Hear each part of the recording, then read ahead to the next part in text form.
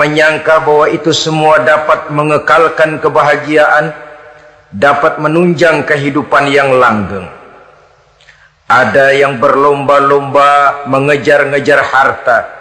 Seluruh waktu dalam hidupnya habis untuk mengejar harta. Tidak peduli siang atau malam, sore atau pagi. Sujud tidak lagi sempat, Allah dilupakan dengan agama jauh. Ada yang berlomba mengejar-ngejar pangkat, jabatan dan kedudukan. Tidak peduli menjilat ke atas, menginjak ke bawah atau menyikut kiri dan kanan. Bahkan teman pun jadi lawan, lawan pun jadi teman. Bukan soal, yang penting pangkat terkejar. Ada yang berlomba memperbanyak kendaraan, sejak dari jet pribadi, pesawat kapal pesiar, sampai kepada mobil-mobil mutakhir. Ada yang berlomba memperbagus rumahnya, ada yang berlomba memperbanyak istri dan anak-anaknya. Seluruhnya tenggelam di dalam perlombaan yang menurut ukuran mereka akan mendatangkan prestise, kemegahan dan kebanggaan. Allah Subhanahu wa ta'ala menegur, memberikan peringatan dalam surah yang pendek, yaitu surah At-Takatsur. Alhaakumut takatsur hatta zurtumul maqabir kalla sawfa ta'lamun. Alhaakum ay syaghalakum an ta'ati rabbikum. Kamu telah lalai daripada taat kepada Tuhanmu, dan yang menyebabkan kamu lalai itu tidak lain at-takatsur. At-takatsur artinya at-tabahi bi kasrati mata'id dunya. Bermegah-megah dengan memperbanyak kesenangan hidup duniawi. Dengan kata lain, berlomba-lomba mengejar kemegahan duniawi telah menyebabkan kamu lalai daripada mengingat, daripada taat kepada Allah Subhanahu wa ta'ala. Apabila orang cenderung materialistis, seluruh kegiatan hidup dikerahkan untuk berlomba memperbanyak materi. Apa namanya harta benda, apa namanya rumah, apa namanya pangkat dan jabatan. Maka dikala itu seseorang akan sangat mudah lalai daripada taat kepada Allah Subhanahu wa ta'ala. Hilanglah kesadaran bahwa sesungguhnya apapun yang kita miliki dalam kehidupan dunia ini tidak lain hanya barang titipan sementara. Kita cari, kita kejar, tapi setelah kita dapatkan, jangan dia dijadikan tujuan. Jadikanlah dia sebagai alat. Apabila harta benda duniawi sudah dijadikan sebagai tujuan daripada kehidupan, maka sesungguhnya kita sudah terseret dalam satu siklus, satu lingkaran setan yang tidak akan pernah berujung. Sebab manusia dalam berhadapan dengan materi duniawi tidak akan pernah mengenal kata cukup, tidak akan pernah mengenal kata puas, dan tidak akan pernah bertemu dengan titik. Selalu koma, selalu kurang, selalu tidak ada. Saudara-saudara kaum muslimin rahimakumullah. Oleh sebab itu agama memberikan kesadaran. Seluruh yang kita miliki, yang dititipi oleh Allah dalam kehidupan ini berupa materi keduniaan, hakikatnya adalah alat dan bukan sebagai tujuan. Apabila alat sudah kita jadikan tujuan, kita akan terjebak ke dalam satu perlombaan yang justru akan mencelakakan kita sendiri. Inilah yang saya maksud dengan sirkuit celaka. Perlombaan yang hanya membuat kita jerih, payah, keringat bercucuran, tenaga terkuras, tapi tidak akan pernah sampai ke garis finish. Karena memang tidak ada garis finishnya. Betapapun jauhnya satu perlombaan, dia mesti punya garis finish. Tapi kalau sudah at-takatsur, berlomba bermegah-megah diri, maka barangkali tidak akan pernah ada garis finishnya. Kita akan terseret dalam lingkaran setan berputar di seputar itu, tanpa tahu kapan berhenti dan di mana titiknya.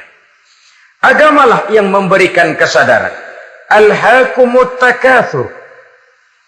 Bermegah-megahan telah membuat kamu lalai daripada taat kepada Allah Tuhanmu. Semua sadar bahwa kita diciptakan tidak lain adalah untuk mengabdi kepada Allah. Nilai pengabdian ini sering lentur, nilai pengabdian ini sering luntur, manakala kita sudah berlomba-lomba, bermegah-megah dengan materi kehidupan dunia.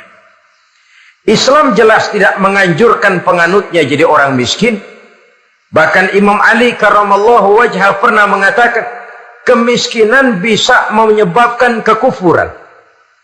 Ayat yang pertama turun juga kita tahu, Iqra, baca olehmu. Kan seolah-olah Quran cuma tidak langsung saja bilang, hai orang Islam, kamu jangan jadi bodoh. Kebodohan menimbulkan kemiskinan, kemiskinan mendekatkan kita kepada kekufuran.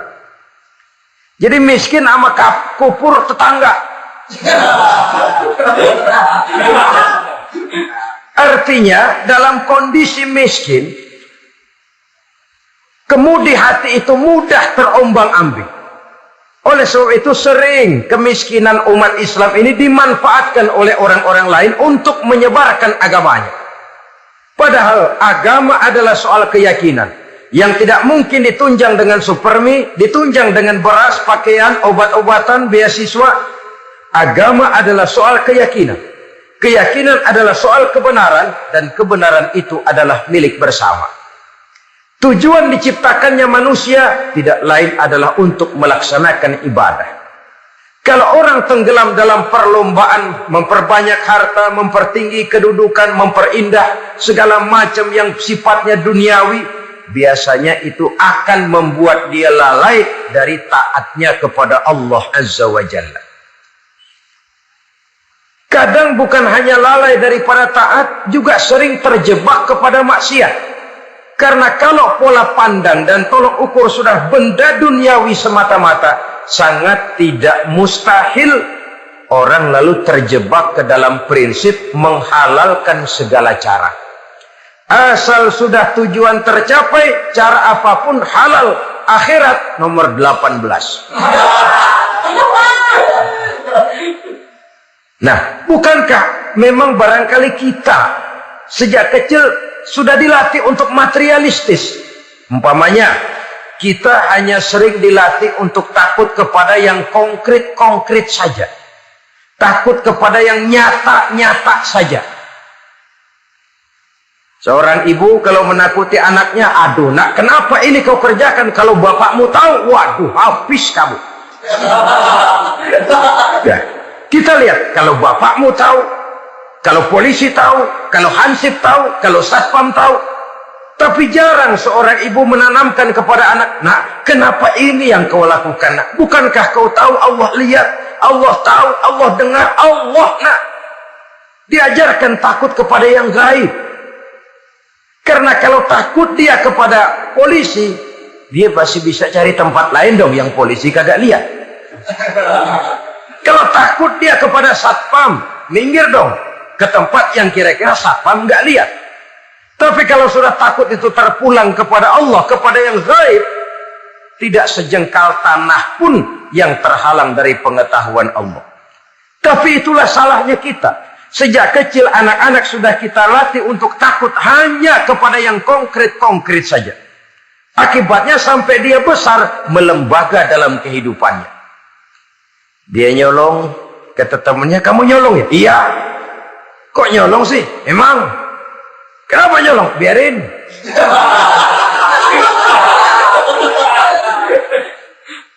Kamu kan tahu Allah lihat? Tahu. Kenapa nyolong juga? Biarin.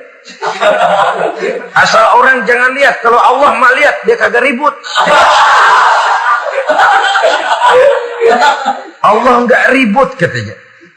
Nah, ini kan satu refleksi yang timbul daripada kenyataan. Jikalau orang hanya dijejali rasa takut kepada yang konkret-konkret saja, kepada yang zahir-zahir saja, yang akan tumbuh lalu mental kucing. Sopan, tenang, kalem, ayem, nggelenggem. Kalau ada orang, sedikit orang meleng, kucing kelihatan watak aslinya. Saudara-saudara kaum muslimin rahimakumullah. Oleh sebab itulah maka agama lewat surah yang kita bicarakan pada pertemuan ini memberikan peringatan. Kala, jangan begitu dong. Kamu boleh mencari dunia, silahkan cari harta yang banyak, cari pangkat yang tinggi, tapi jangan itu membuat kamu lalai daripada taat terhadap Allah Subhanahu wa ta'ala. Jangan karena keinginan mendapat harta yang sebanyak-banyaknya lalu melakukan segala macam cara asal tujuan tercapai. Itu sudah membuat kita lalai. Jangan karena ingin mengejar kedudukan yang tinggi lalu jilat atas injak bawah. Nggak mempan jilat, dukun dipakai.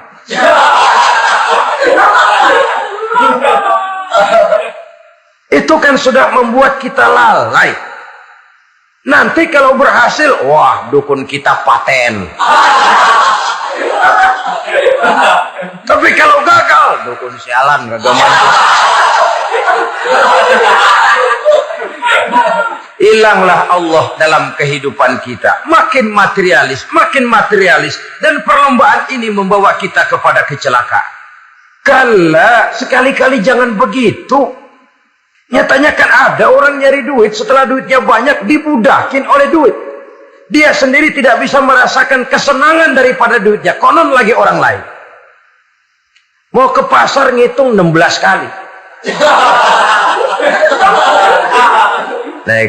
Naik bajai 1000. 1000 itu kalau ratusan semua 1000 lembar. Hitung, mendingan jalan kaki.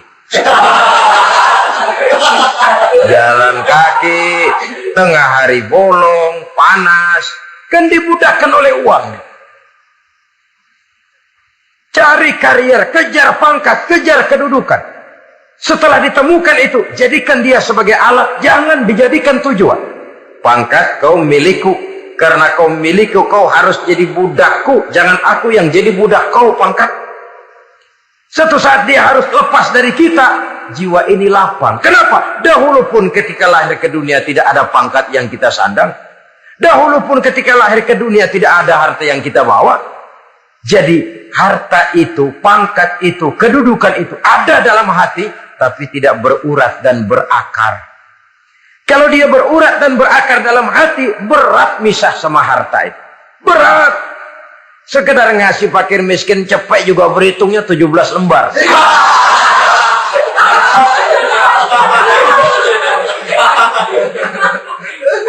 Dengar di kantornya mau ada mutasi, pindah dia dari tempat basah ke tempat kering, baru berita burung udah meriang duluan.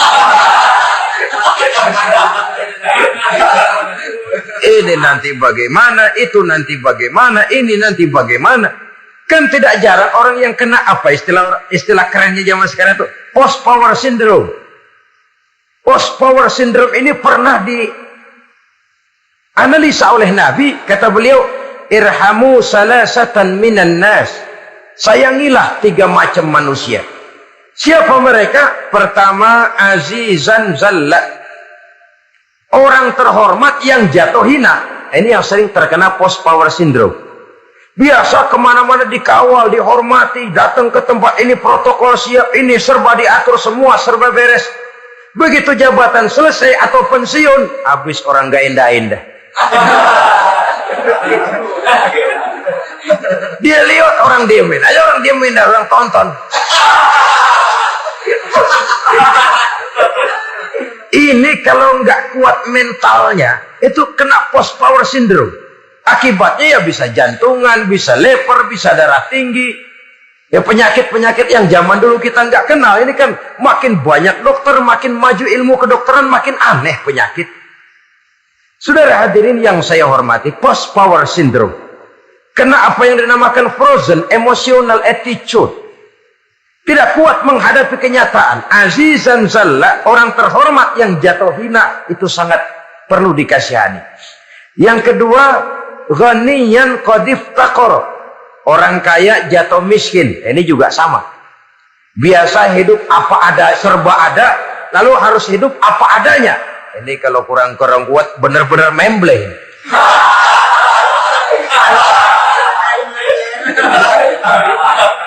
Kalau tidak kuat mentalnya, biasa hidup serba enak, serba nikmat, cuma kerjanya neken cek, main Apa itu kredit card, macam-macam fasilitas dipunyai. Tahu-tahu jatuh bangkrut, jatuh miskin. Kalau tidak fondasi agamanya kuat, bisa gantung diri, bisa bunuh diri, bisa frustasi. Bisa terkena psikosomatik, tekanan jiwa mempengaruhi faktor biologis. Timbullah tekanan, terjadilah penyakit aneh-aneh. Al-Ghaniyan qadif taqara, orang kaya jatuh miskin, itu perlu dikasihani.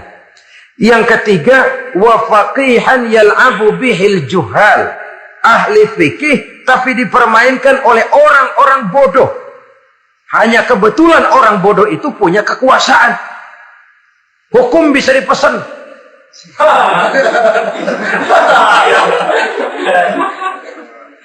Aturannya haram, Ustaz, ada haram dikit aja dah.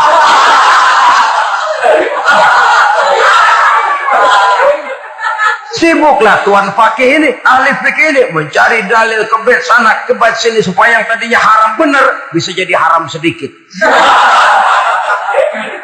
Padahal yang minta ini orang bodoh, tidak ngerti agama. Cuma karena punya kekuasaan dipermainkan oleh orang yang fakih. Orang yang fakih ini dipermainkan. Kasihan orang yang seperti itu. Wa faqihan yal'abu bihil juhal, ahli fikih tapi dipermainkan oleh orang-orang bodoh. Akibatnya karismanya hilang, wibawanya lenyap. Dia menyangka bahwa dengan mengharam-haram sedikit-sedikit itu dia bisa mendapat keuntungan yang berganda-ganda. Padahal akibatnya itu hanya akan membawa kecelakaan saja. Allah peringatkan benar, kala sekali-kali jangan begitu. Cari uang yang banyak silahkan. Ngejar kedudukan yang bagus boleh. Bikin rumah yang hebat silahkan. Ada kendaraan bagus silahkan. Tapi jangan sampai kamu terjebak kepada sirkuit celakai. Perlombaan yang tidak ada garis finishnya. Sering dicontohkan orang menghayal, melamun. Kamu kenapa nggak mau ibadah? Bagaimana mau sembahyang, saya di Jakarta mesti ngontrak.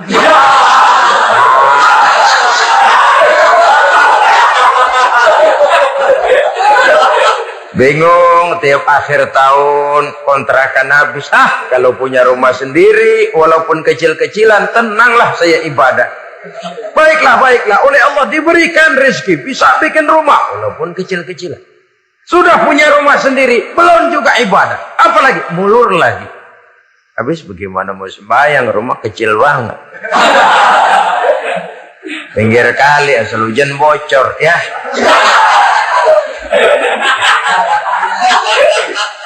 Kalau bisa punya rumah permanen, rajin dah ibadah dah.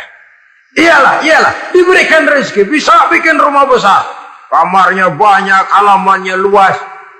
Kendaraan belum ada. Perabotan belum lengkap. Sudah ada kendaraan, belum kayak orang-orang. Sudah kayak orang-orang, masih sama dong, kudu di atas. Kapanlah selesainya? Kala sekali-kali jangan begitu. Jangan kamu mengumpulkan harta bermegah-megah membuat kamu lalai dari taat kepada Tuhanmu. Engkau tinggalkan rukuk dan sujud, engkau jauh dari masjid, engkau kering dari kehidupan beragama. Sebab itulah maka pembangunan fisik material tidak bisa dipisahkan dengan pembangunan mental spiritual. Tidak hanya cuma dalam teori, tapi juga harus dalam praktek. Selalu pembangunan yang hanya mengarah kepada fisik material, jauh dan kering dari agama, hanya akan melahirkan manusia-manusia materialistis yang terjebak di dalam sirkuit celaka, perlombaan yang tidak pernah mengenal garis finish. Sebab itu agama mengajarkan, orang kaya itu siapa sih? Yang banyak duit? Belum tentu. Yang kebunnya di mana-mana ngebelatak? Belum tentu. Yang pabriknya selebar-lebar? Belum tentu. Yang punya segala macam peternakan, dari peternakan gajah sampai peternakan kutu.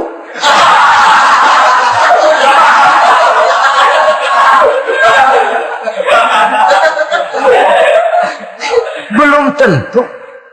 Agama memberikan tuntunan yang sangat luhur. Orang kaya itu adalah orang yang hidupnya cukup. Orang miskin itu orang yang selalu merasa kurang. Bagaimanapun banyak duit saudara miliki, kalau masih merasa kurang, masih miskin saudara. Saya punya uang 1.000 rupiah. Anda punya uang 1 juta rupiah. Mungkin saya lebih kaya dengan uang yang 1.000 ketimbang Anda 1 juta. Kenapa? Dalam tangan saya uang 1.000 besar artinya sesuai dengan kebutuhan saya.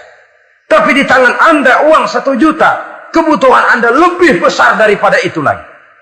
Maka agama mengajarkan sifat qanaah, merasa cukup, dan itulah sumber kekayaan yang hakiki.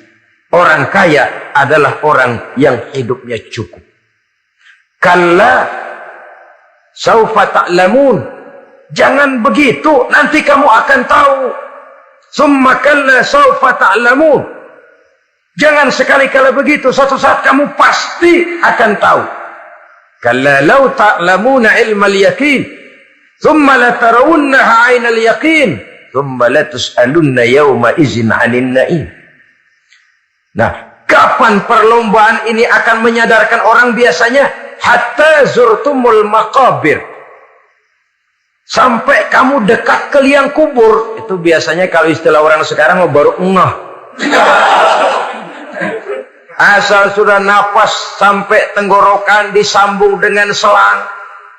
Sudah Senin Kemis dibantu dengan alat picu jantung. Gerak, gerak, gerak, gerak. Sudah kayak orang mau gergaji kayu. Dikala itu barulah sadar orang biasanya. Dan kesadaran semacam itu, kesadaran yang terlambat. Kesadaran ala Fir'aun. Fir'aun selagi hidup diajak beriman dan nehi aja.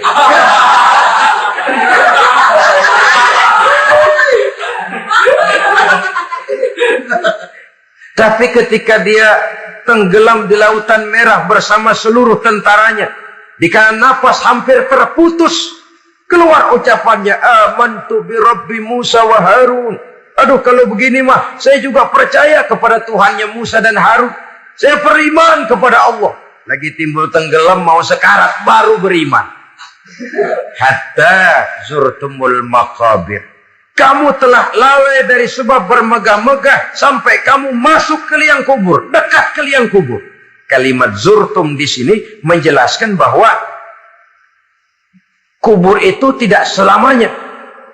Zurtum itu dari kalimat zaro ya zuru, berziarah. Orang berziarah kan sebentar. Ke kubur itu sama dengan berziarah kita di sini. Sebentar, tidak akan selamanya, tidak akan kekal dalam kubur. Bahwa kubur itu cuma satu halte dari sekian halte yang harus kita jalani. Hatta zurtumul maqabir ay mutum wa dufintum fil kubur. Sampai kamu mati, dikubumikan dalam kubur, barulah kamu sadar bahwa perlombaan itu hanya sia-sia. Bahwa perlombaan itu tidak akan pernah mengenal garis finish. Bahwa perlombaan itu akan membuat kamu celaka. Begitulah umumnya kebanyakan orang yang terjebak ke dalam paham materialis, baru menyadari kesalahan langkahnya pada saat napas sudah sampai di tenggorokan. Ternyata uangnya yang miliaran rupiah tidak sanggup menyambung nafasnya. Ternyata kendaraan yang serba mewah berkilat tidak sanggup meneruskan kehidupannya. Ternyata pangkat jabatannya yang tinggi yang membuat dia menyebabkan temannya jadi lawan, lawannya jadi teman, tidak akan sanggup menghentikan sang malaikat maut. Kalau keadaan sudah begitu, baru sadarlah kita terlambat. Karena saat seperti itu akan dihadapi oleh setiap orang. Kala, jangan begitu. Sadarlah kamu bahwa kalau sudah dekat ke liang kubur kamu baru insaf, itu terlambat. Sebelum nafas sampai di tenggorokan, pintu tobat masih selalu terbuka. Tapi manakala nafas sudah sampai di tenggorokan, tertutuplah pintu tobat untuk orang yang bersangkutan.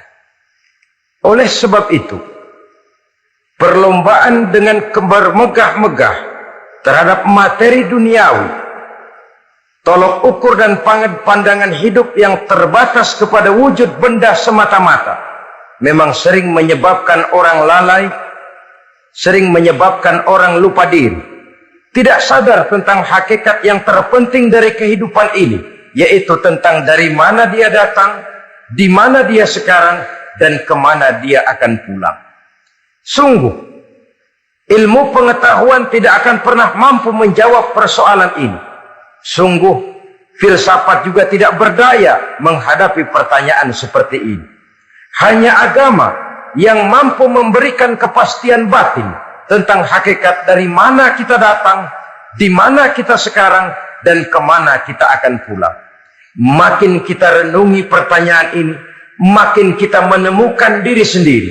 Dan makin kita menemukan mengenal diri sendiri, kita akan semakin mengenal Allah Subhanahu wa ta'ala.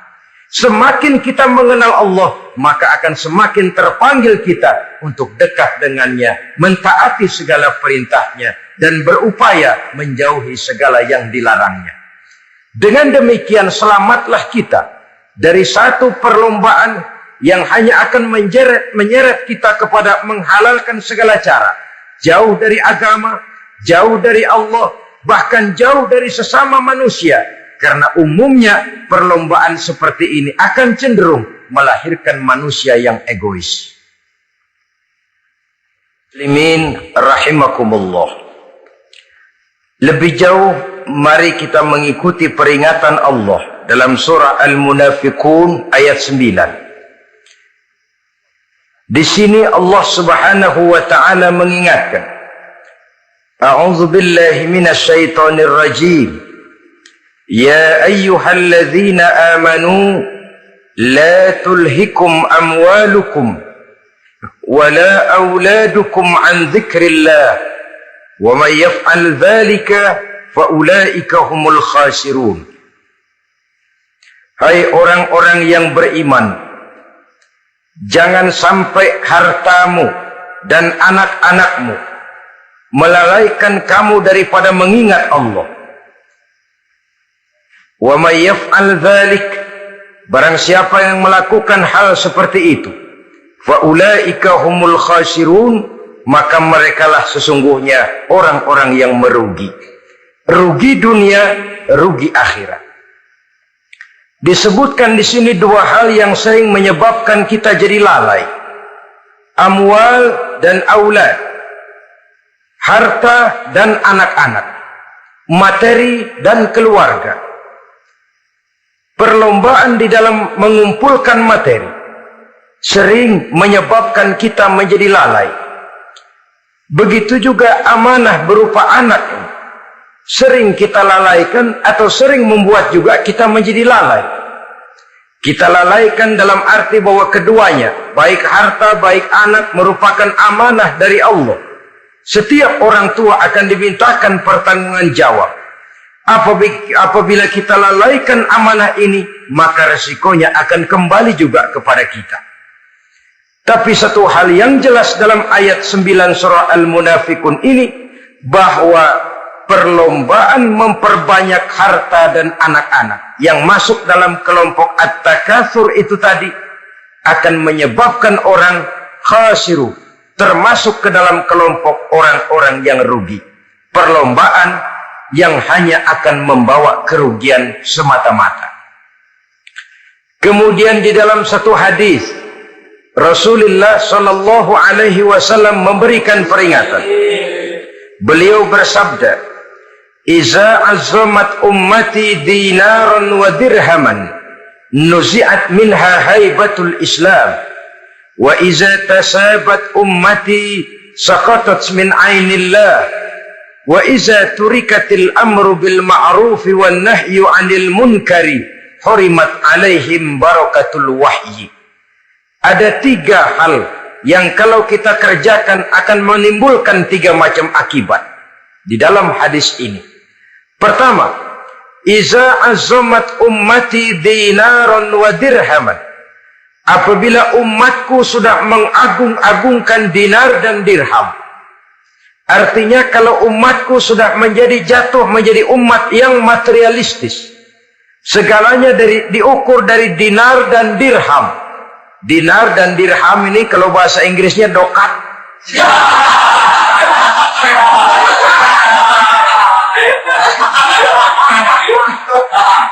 Segalanya diukur dari segi dinar dan dirham saja.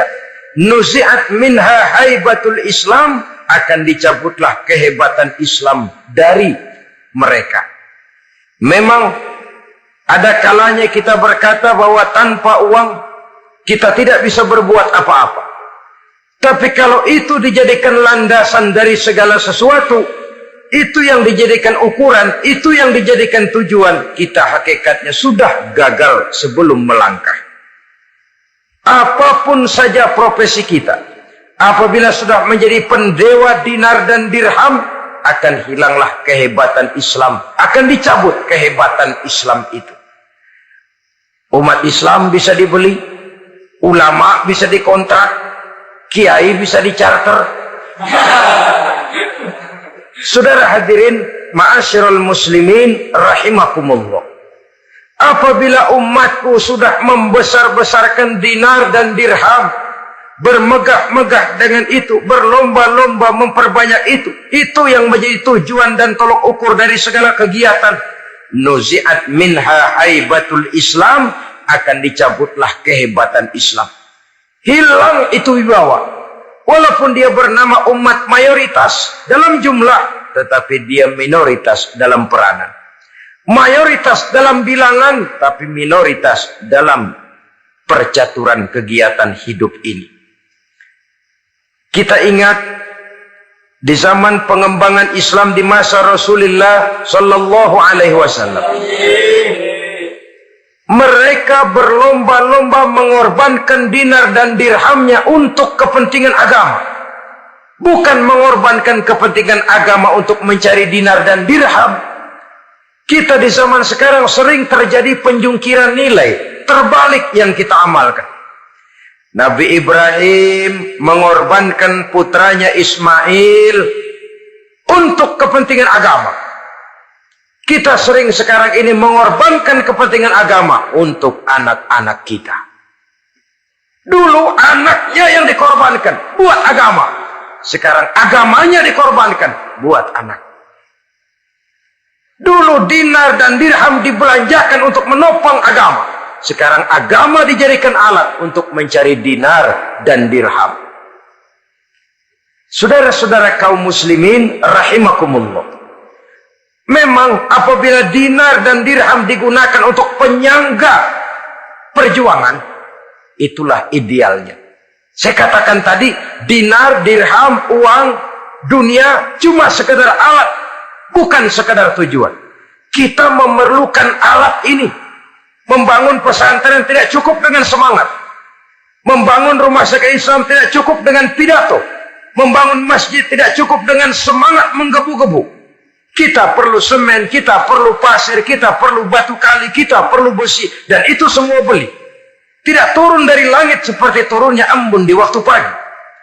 Tidak mungkin rumah sakit Islam muncul ke permukaan hanya dengan simsalabim, abracadabra.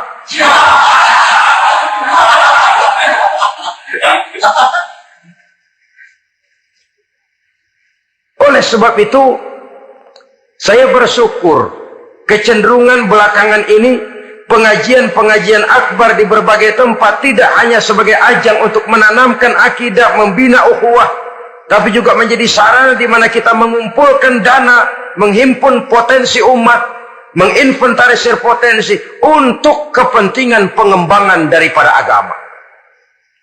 Meskipun ada satu dua orang yang salah paham tentang ini, sampai kemudian saya mendapat satu merek yang cukup tidak enak untuk didengar, mengkomersilkan pengajian katanya. Karena memang ada pengajian yang menggunakan sistem karcis, sebenarnya juga tidak etis. Undangan berikut infak, yang seluruh hasilnya digunakan buat kepentingan agama. Apakah itu rumah sakit, apakah itu madrasah, apakah itu masjid. Dan 1 sen pun saya tidak menuntut bagian dari itu. Saya malah berprinsip sepanjang saya masih laku untuk dijual dan itu memang buat kepentingan agama, persilahkan jual saja. Asal buat masjid, pesantren, madrasah, rumah sakit Islam, kegiatan syiar dan dakwah, silakan. Tapi kalau sudah dijual buat kepentingan pribadi, memperkaya diri sendiri, tentunya dunia akhirat sulit untuk ridho kepada tingkah laku yang semacam itu. Kita memerlukan dana. Umat di daerah membangun memerlukan dana. Dan dana itu tidak hanya datang begitu saja. Kita bersyukur bahwa untuk menghadiri pengajian sekarang ini orang mau mengeluarkan uang, mau memberikan infak dengan ikhlas, tidak dengan keterpaksaan. Kenapa tidak? Sehingga ini lalu diinventarisir untuk kepentingan pembangunan agama. Ratusan juta rupiah terkumpul dari pengajian-pengajian rutin ini, pengajian-pengajian akbar ini. Puluhan masjid terbantu, rumah sakit Islam terbantu, musola selesai. Ya walaupun tidak lalu semuanya beres, tapi gemaknya itu sudah cukup menyentuh untuk menyadarkan orang bahwa harta baru kekal kalau dia sudah dibelanjakan di jalan Allah. Nah, yang celaka kalau dinar dan dirham itu yang dijadikan tujuan. Mengadakan pengajian semata-mata untuk cari uang. Uangnya buat kantongnya dewe.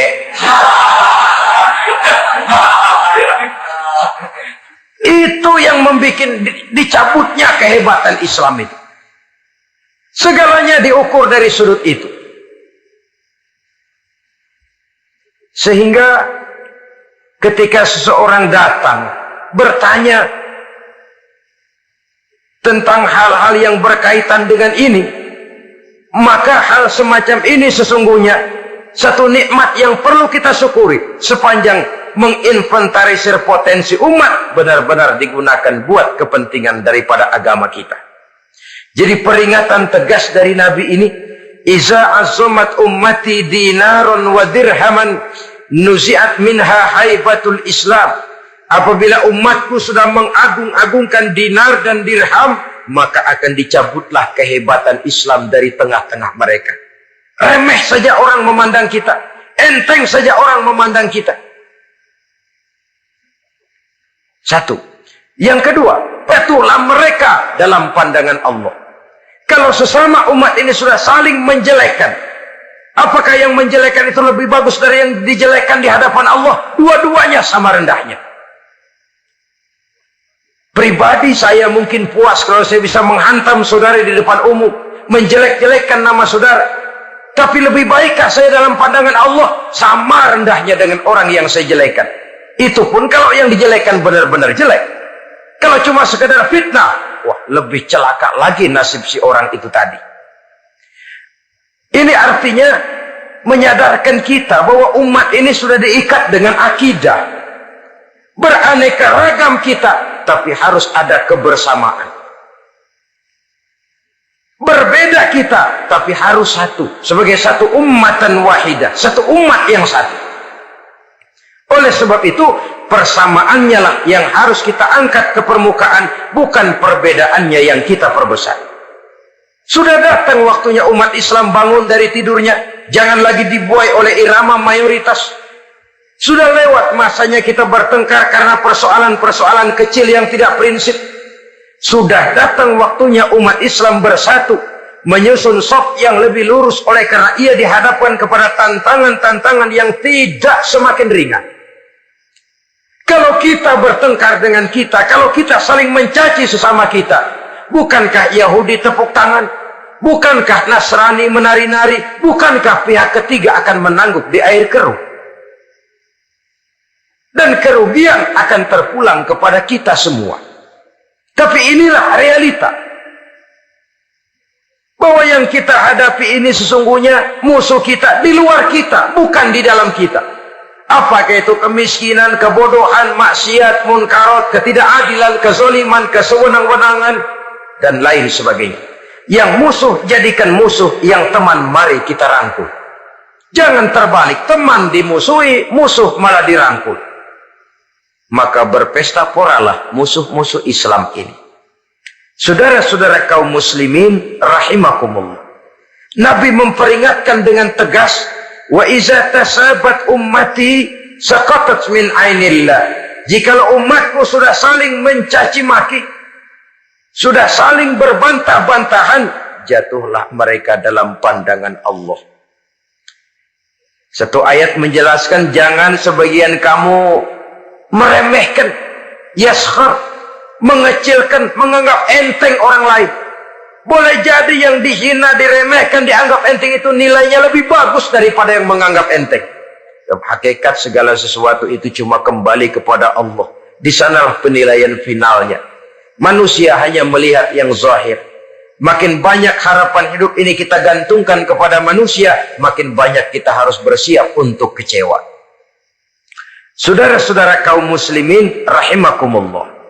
Kemudian yang ketiga peringatan dari baginda Nabi, wa iza turikatil amru bil ma'rufi wan nahyu 'anil munkari hurimat 'alaihim barakatul wahyi.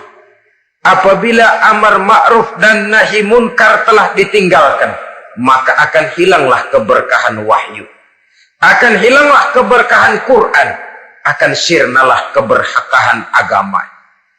Amar ma'ruf dan nahi munkar ditinggalkan. Artinya, di tengah masyarakat sudah tidak ada lagi yang menyerukan ini baik, ini tidak baik, ini halal, itu haram. Mari kita sholat, mari makmurkan taklim, santuni yatim piatu, makmurkan masjid. Seruan ke arah itu tidak lagi terdengar. Sementara tinggalkan judi, tinggalkan minuman keras, jauhi zina, seruan semacam itu pun tidak lagi terdengar. Maka hilanglah keberkahan wahyu itu. Karena amar ma'ruf dan nahi munkar merupakan bagian daripada ajaran agama kita. Menjadi sponsor dari segala macam kebajikan dan menjadi penghalang daripada segala macam kemunkaran sesuai dengan batas kemampuan yang kita miliki masing-masing. Nah, saya kembali kepada persoalan pokok di awal pembicaraan tadi. Bagaimana jalan keluarnya? Jalan keluarnya tidak lain adalah upaya. Bagaimana kegiatan yang sifatnya fisik material ini diimbangi dengan kegiatan yang bersifat mental spiritual.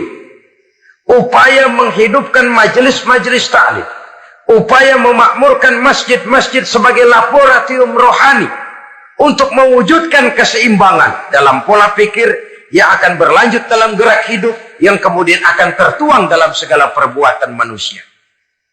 Apabila sudah terwujud kepincangan dalam pola pikir, akan pincanglah caranya bertindak dan berbuat, akan pincanglah pandangan hidupnya, akan pincanglah orientasinya di dalam kehidupan ini. Oleh karena itu, Islam dalam berbagai aspek kehidupan mengajarkan sistem keseimbangan. Mencari harta boleh, tapi tidak boleh keluar dalam kerangka fastabiqul khairat. Berlomba-lomba silakan, tapi untuk kebaikan. Bukan untuk bermegah-megah, bukan untuk menumbuhkan gengsi, bukan untuk meninggikan prestise dan harga diri, tapi fastabiqul khairat, berlomba-lomba di dalam mengejar kebajikan, di dalam menyebarkan kebaikan. Bukan sekedar berlomba-lomba, tapi tolong menolong, bantu membantu. Ta'awanu 'alal birri wat taqwa wa la ta'awanu 'alal ismi wal udwan. Bertolong-tolonganlah kamu di dalam kebaikan dan takwa. Jangan bertolong-tolongan di dalam perbuatan dosa dan permusuhan. Kerjasama di dalam kebaikan, kerjasama di dalam ketakwaan. Ada satu contoh yang menarik bahwa umat Islam di dalam ia menjalin kebersamaan itu harus seperti orang main sepak bola. Saudara lihat, orang main sepak bola, kalau pertandingan belum dimulai, silakan kumpul di luar lapangan, atur strategi yang baik. Tapi kalau pertandingan sudah dimulai, turun ke lapangan hijau, jangan kumpul terus. Masa ada sepak bola gotong royong, groyok ke sana, groyok ke sini, ya kalah terus. Harus ada yang jadi penyerang tengah, kan begitu toh sepak bola. Harus ada yang jadi kiri luar, kanan dalam, striker, back, penjaga gawang. Yang penting kerjasama, teamwork, lalu mampu menciptakan operan-operan. Yang jadi back jangan ngiri sama yang jadi penyerang tengah. Jangan hasut, sebab bagaimanapun juga andai kata si penyerang tengah berhasil menjaringkan bola ke gawang lawan, kan kemenangan bukan kemenangan satu orang, kemenangan satu kesebelasan, kemenangan satu tim. Ini yang sering terjadi. Back ngiri sama penjaga gawang. Lalu penjaga gawang ngiri sama penyerang tengah. Penyerang tengah ngiri sama kiri luar. Ya kapan mau menggolkan ke gawang lawan? Kita ini satu kesebelasan. Posisi boleh berbeda. Umat Islam itu harus ada yang jadi camat, lurah, bupati, gubernur, menteri, jadi jenderal, jadi konglomerat, jadi pengusaha, jadi teknokrat. Yang penting kerjasama, teamwork, mampu menciptakan operan-operan yang akurat. Diego Armando Maradona, enggak pakai dia, enggak. Itu katanya maha bintang, gagah, hebat. Bintang lapangan hijau. Kapan Maradona hebat? Kalau ditunjang oleh 10 temannya yang lain. Merupakan satu kesebelasan. Bagaimanapun hebatnya Diego Armando Maradona, kalau dia sendirian, lawan satu kesebelasan, remek.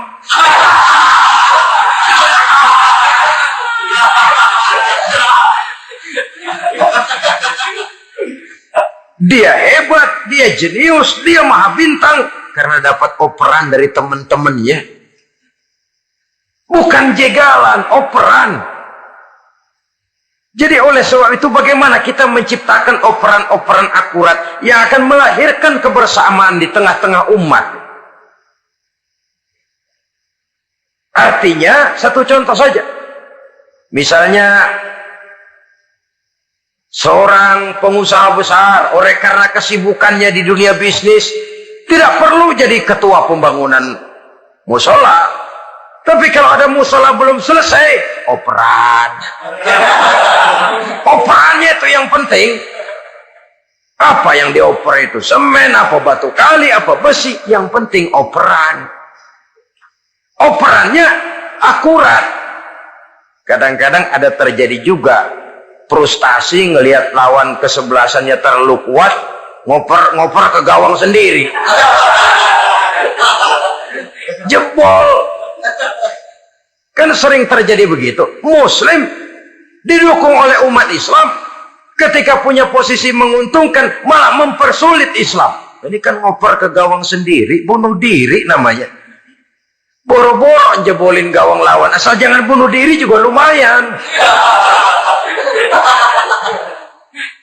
Jadi kalau saja kita mampu menciptakan kebersamaan seperti ini, baju boleh berbeda. Seorang muslim boleh dibungkus baju ABRI, boleh dibungkus baju dokter, boleh dibungkus baju teknokrat, boleh dibungkus baju konglomerat, sekedar baju.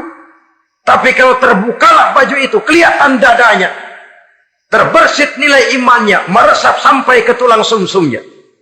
Dan pada saat Islam dikuti-kuti, akan timbul kecintaannya, akan timbul saya muslim dan saya bangga dengan Islam saya. Saya muslim dan saya mau berbuat untuk Islam saya. Saya muslim dan saya siap mati untuk Islam saya. Dengan baju apapun dia terbungkus, kalau roh, jiwa dan semangat semacam ini tertanam, saya yakin kita umat Islam akan mampu berbuat lebih banyak dengan mewujudkan operan-operan akurat yang sangat diharapkan oleh umat itu tadi.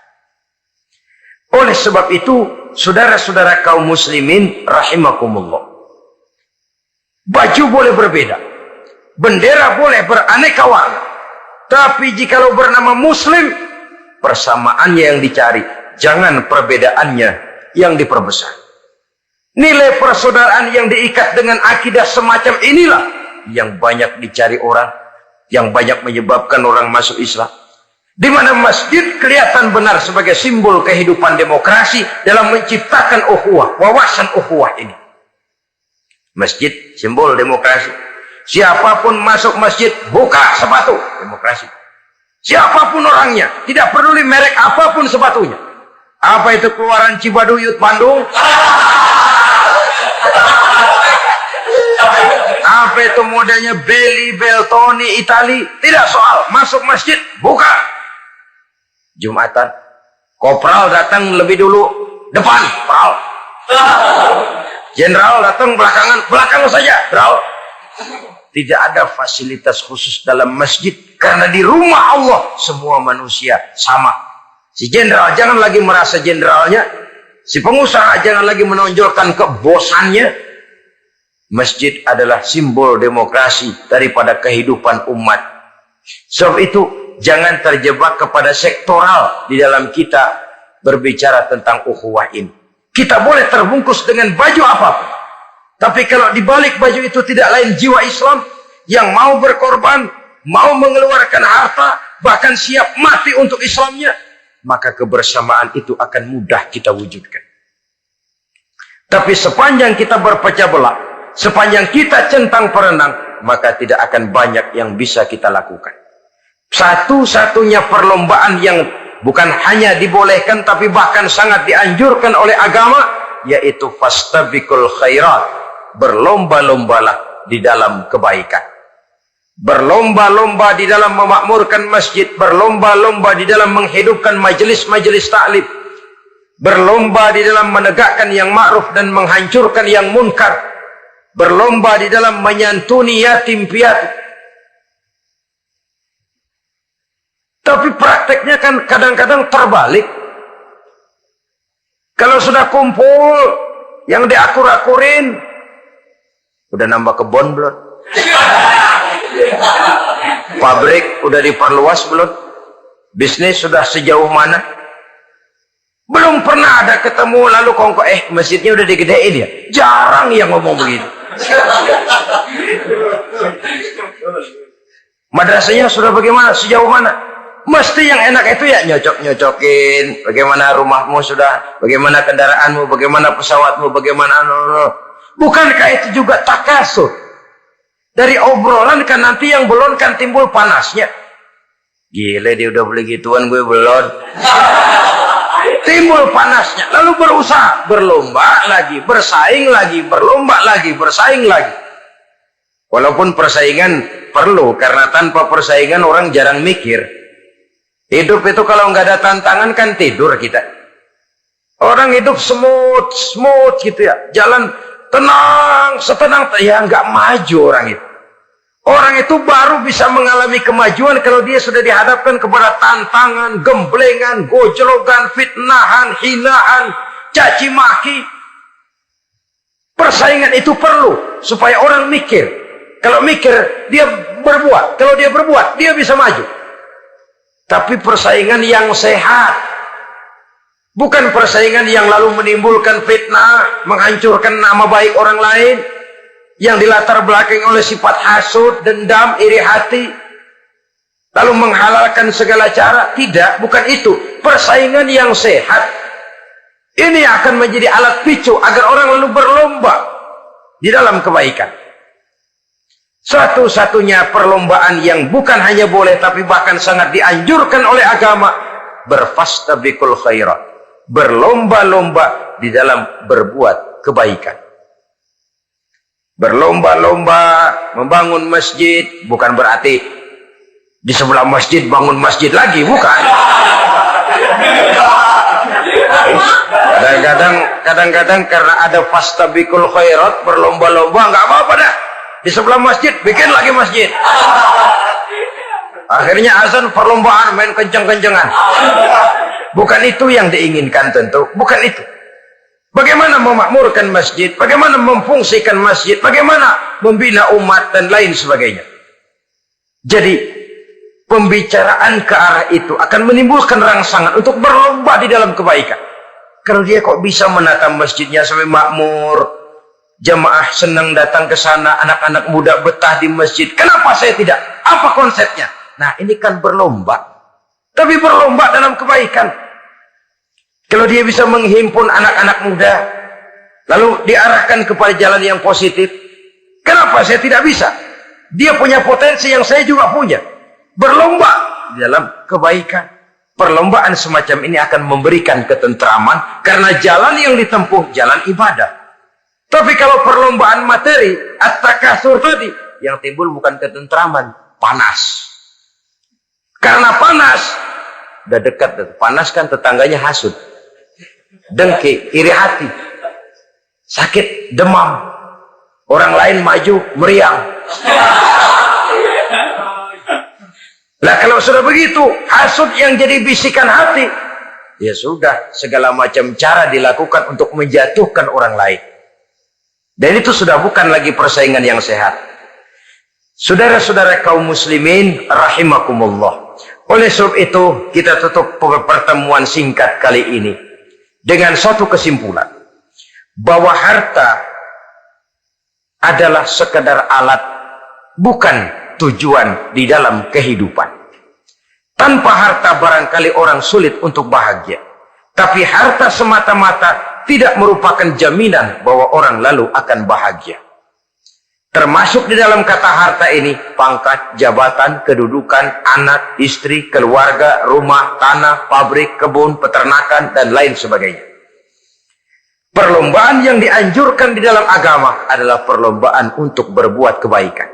Maka masalahnya sekarang, bagaimana kita memanfaatkan harta ini untuk sebanyak-banyak kebaikan yang bisa kita lakukan. Bapak-bapak, ibu-ibu, saudara-saudara kaum muslimin rahimakumullah. Murai di dahan dan koko ayam di kandang, dunia ini penuh dengan berbagai macam kesibukan. Sejak dari petani yang turun ke ladang, pedagang yang berangkat ke pasar, pelajar yang menuju sekolah, sampai kepada pegawai yang berangkat ke kantor, seluruhnya tidak lain untuk mencari sesuatu yang bernama bahagia. Setiap orang menginginkan kebahagiaan, dan tidak seorang pun menginginkan kesengsaraan dalam kehidupan ini. Namun nyatanya tidak setiap orang yang ingin bahagia mengetahui jalan yang harus ditempuhnya untuk sampai kepada kebahagiaan itu.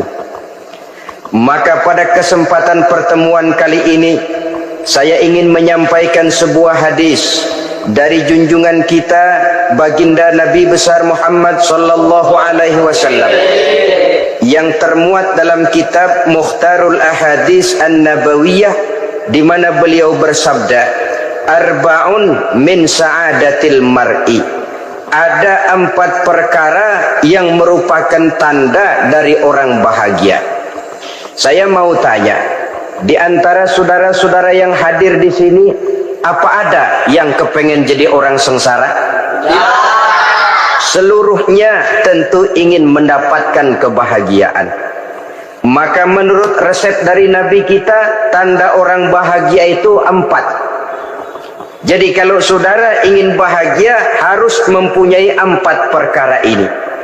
Yang pertama, orang bahagia itu kata Nabi, darun wasi'un. Punya rumah biar bagus asal gede. Enak ngaturnya. Daripada sudah punya rumah kecil, adanya di pinggir kali, gubuk, kalau hujan bocor, miring lagi, kiamat. Loh, kalau gitu Islam materialis dong. Hadis ini boleh diartikan dengan makna hakiki, arti yang sebenarnya. Boleh diartikan dengan makna majazi, arti kiasan. Kalau dia diartikan dengan arti kias, maka yang dimaksud darun wasi'un ay qalbun wasi'un. Rumah yang luas tidak lain daripada hati yang lapang. Karena di situ kunci kebahagiaan yang sebenarnya. Walaupun kita cuma tinggal di petak berukuran 2 kali 3 meter, kalau hati kita luas rasanya rumah itu. Tapi biar rumah kita halamannya saja puluhan ribu hektar, ada kolam renangnya, kamar tidurnya tidak lagi terhitung. Kalau hati yang menempati rumah itu sempit, maka akan terasa sempit jugalah rumah itu. Tempat bergantungnya tidak lain adalah hati. Marilah kita mencoba melihat berbagai pandangan orang tentang bahagia ini. Ada orang menyangka bahwa bahagia itu kalau dia mendapatkan harta yang sebanyak-banyaknya. Siapa yang banyak harta, dialah raja. Apa yang dia mau, seluruhnya bisa dibeli. Keamanannya, dia bisa menyewa petugas. Seluruh fasilitas untuk menyenangkan kehidupannya bisa dibeli. Pendeknya, hartalah segala-galanya dalam kehidupan. Sampai ada pepatah mengatakan, innad darahima fil amakini kulliha taksur rijala mahabatan wa jalala. Sesungguhnya harta, dinar, dirham, uang di mana-mana selalu bikin hebat orang yang memilikinya. Coba lihat orang yang punya duit sama yang enggak punya duit, jangan gaya hidupnya, gaya jalannya aja lain. Wahia lisanun liman arada fasahatan, wahia silahun liman arada qitala. Uang adalah senjata yang paling ampuh bagi orang yang mau pergi perang, dan lidah yang paling fasih bagi orang yang mau bicara. Kalau bicara dengan lidah macet, cobalah bicara dengan harta, lancar. Sampai ada pepatah demikian, segalanya bisa diatur dengan harta. Maka di kalangan orang yang berpandangan semacam itu, seluruh kegiatan hidupnya hanya terfokus kepada bagaimana mengumpulkan harta yang sebanyak-banyaknya. Tidak peduli halal haram, tidak kenal sore pagi siang dan malam, tidak sempat sujud, jauh dari agama, jauh dari kehidupan yang bersifat ruhaniyah, jauh dari Allah dan sebagainya. Sampai dalam Al-Quran dikelompokkan dalam kelompok yang dinamakan lumazah. Allazi jama'a malahu wa 'addadah yahsabu anna malahu akhladah. Mereka mengumpul-ngumpulkan harta sebanyak-banyaknya dan menyangka bahwa harta yang banyak itu dapat mengekalkan hidupnya, mengekalkan kekayaannya, mengekalkan kebahagiaannya.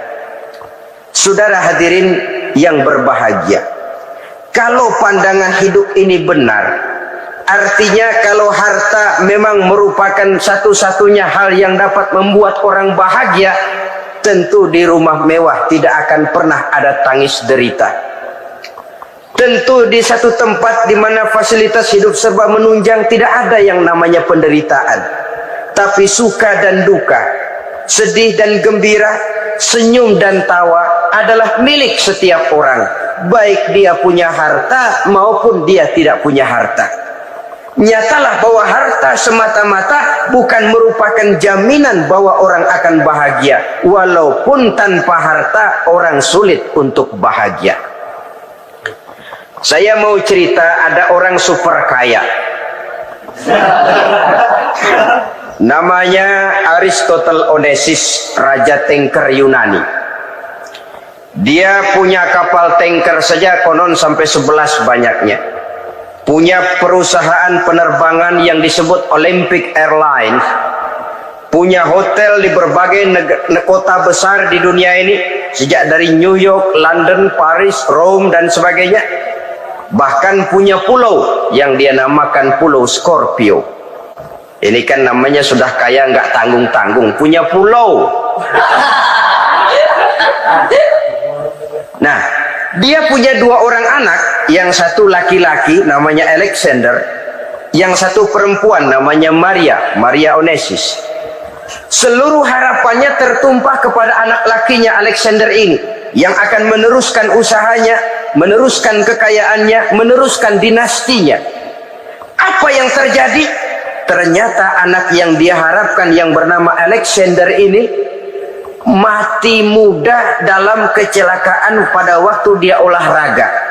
Apa olahraganya? Namanya olahraga anak orang kaya, golongan jet set. Olahraganya olahraga pesawat terbang.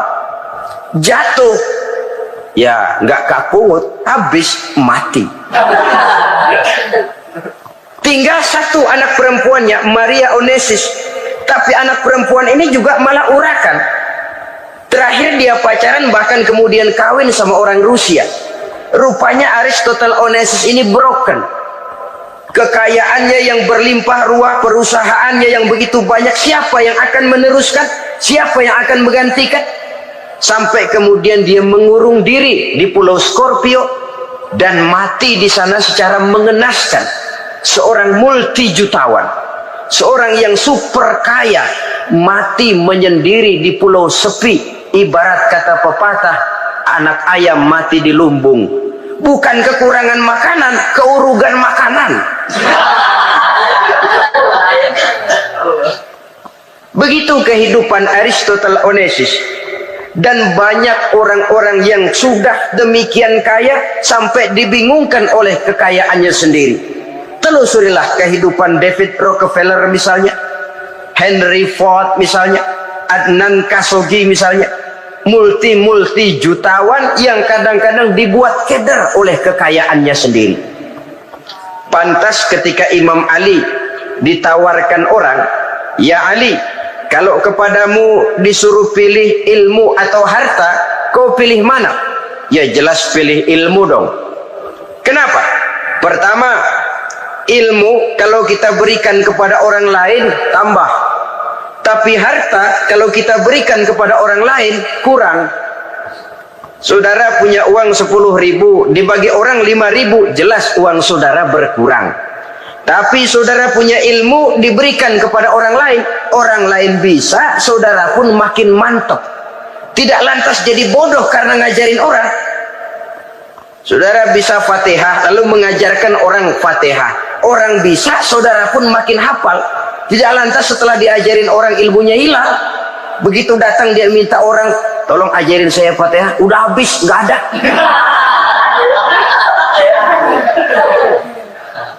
Yang kedua kata Imam Ali, ilmu menjaga kita. Kalau harta kita yang harus jaga. Makin banyak ilmu makin terpelihara diri seharusnya. Tetapi makin banyak harta makin bingung kita jaganya. Sampai kadang-kadang kalau perlu seluruh keliling rumah dipasangi alarm. Belum cukup disewakan anjing besar-besar, pasang di depan pintu, awas anjing galak.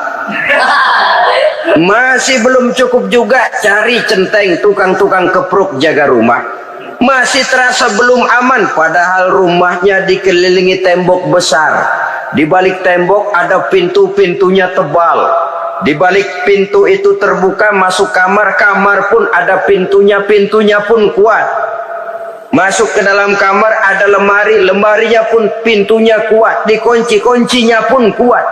Tapi tahap seluruhnya yang timbul cuma sekedar was-was saja.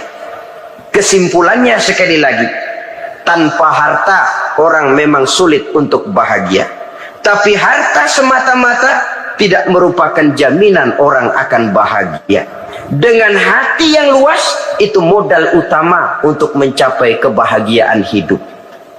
Orang yang hatinya luas, saudara-saudara, punya hati yang lapang, melihat kenyataan hidup ini, dia bersyukur senantiasa kepada Allah. Lantas tidak timbul hasud dan iri hatinya. Oleh karena itu, jiwanya selalu lapang. Kalau tidak, cupik hati namanya. Dangkal pandangan, tidak senang melihat orang lain dapat nikmat, dan itu sering dijadikan contoh. Kalau orang yang lapang dada, dia lihat tetangganya beli TV baru, dia berkata, "Alhamdulillah ya, tetangga kita beli TV, mudah-mudahan kita bisa ikut nonton." Lapang dadanya. Tapi orang yang sempit hati, lihat tetangga beli televisi, meriang. Enggak dia apa-apain, meriang. Besoknya dengar tetangga beli motor, makin sakit, ke rumah sakit. Lalu di rumah sakit dengar tetangganya beli mobil, mati. Disiksa oleh perasaannya sendiri. Orang kalau hati sudah sempit dalam hidup, kemanapun dia pergi, sempit rasanya medan kehidupannya. Kemudian kita melihat juga ada orang yang menilai bahwa bahagia itu katanya kalau punya kedudukan yang tinggi, pangkat yang agung, wibawa yang besar. Mungkin betul, tapi mungkin juga tidak. Bergantung kepada hati orang yang punya pangkat itu. Sama dengan harta tadi. Harta akan membawa bahagia kalau dia jatuh ke tangan orang yang berhati lapang. Tapi harta akan jadi bencana kalau jatuh ke tangan hati orang yang sempit. Pangkat akan membawa bahaya kalau jatuh di tangan hati orang yang sempit. Lebih dari itu, kenyataan mengajarkan kepada kita bahwa ternyata pangkat dan jabatan tidak selamanya memberikan kebahagiaan dalam kehidupan. Bahkan resikonya kelewat besar. Beberapa bukti kita bisa ambil dari para pemimpin dunia yang menjadi korban lantaran pangkat dan jabatan yang disandangnya. Saudara ingat Presiden Abraham Lincoln dan John Kennedy dari Amerika dibunuh orang. Park Chung-hee dari Korea Selatan, Ziaur Rahman dari Bangladesh, Anwar Sadat dari Mesir, terakhir Indira Gandhi dari India, menjadi korban dari pangkat dan jabatan yang disandangnya dari orang-orang yang tidak senang dia memegang jabatan itu. Dia akan mudah mengundang bencana, sehingga pantas kalau seorang presiden terkemuka Amerika, Harry Truman namanya, dia mengatakan jabatan presiden itu, kata dia, seperti orang nunggang macan, naik macan. Harus kita taiki, kalau enggak dia bakal nerekam kita, ngeri katanya. Adapun orang yang hatinya lapang, kalau dia menerima pangkat dan jabatan, dianggapnya itu satu kesempatan untuk berbuat baik. Tapi orang yang berhati sempit, menerima pangkat dan jabatan, bukan kadang-kadang menerima, malah berusaha setengah mati mencapai dengan segala cara. Kalau perlu jilat atas, jilat atas. Jadi golongan sumuhun dawu. Jadi kelompok kulon nuwun, yes sir, yang kerjanya cuma oke bos. Kalau perlu jilat atas, jilat atas. Kalau perlu injak yang bawah, injak yang bawah. Perlu sikut kiri kanan, sikut kiri kanan. Yang penting pangkat dapat, jabatan dapat. Orang yang semacam ini, kalau sudah mempunyai pangkat dan jabatan, biasanya dia tidak menganggap itu sebagai amanah, tidak menganggap sebagai kesempatan berbuat baik, tapi malah kesempatan untuk memperturutkan hawa nafsunya yang dilatar belakangi oleh kesempitan hatinya tadi. Apalagi kalau orang memperoleh pangkat karena banyak mengeluarkan uang. Seakan-akan pangkat dan jabatan itu sekarang macam proyek, pakai tender. Siapa yang berani bayar segini, naik. Nggak berani, minggir. Padahal logikanya, kalau orang mencapai satu jabatan karena banyak mengeluarkan uang, hampir bisa dipastikan bahwa setelah jabatan itu dia pegang, langkah pertama yang akan dilakukannya ialah berusaha bagaimana uang yang dia keluarkan supaya kembali. Ya paling kurang pulang modal dulu dong. Soal mikirin rakyat soal nanti, tapi ini modal harus pulang. Itu celakanya kalau orang memperoleh pangkat dan jabatan cuma karena banyak mengeluarkan uang. Jarang orang yang mempunyai keyakinan dan pandangan bahwa pangkat dan jabatan merupakan amanah. Jadi sekali lagi, pangkat dan jabatan mungkin saja membawa kebahagiaan kalau jatuh ke tangan orang yang berhati lapang. Tapi bisa jadi bencana kalau dia jatuh ke tangan orang yang mempunyai hati yang sempit. Dan lagi-lagi stresnya hati yang lapang. Lalu sebagian orang, saudara, ada yang berpandangan katanya bahagia itu kalau jadi orang terkenal, mempunyai popularitas, menjadi idola di kalangan remaja, di kalangan orang tua, di segala lapisan masyarakat. Padahal makin populer orang, makin terikat dia. Ya kalau macam kita ini kan nggak punya nama, nggak populer, tengah malam buta mau nongkrong di warung Tegal aman. Tapi pangkat, jabatan, kedudukan, popularitas menyebabkan kita diikat dengan berbagai macam peraturan. Cuma mandi sama ke WC saja yang nggak dikawal.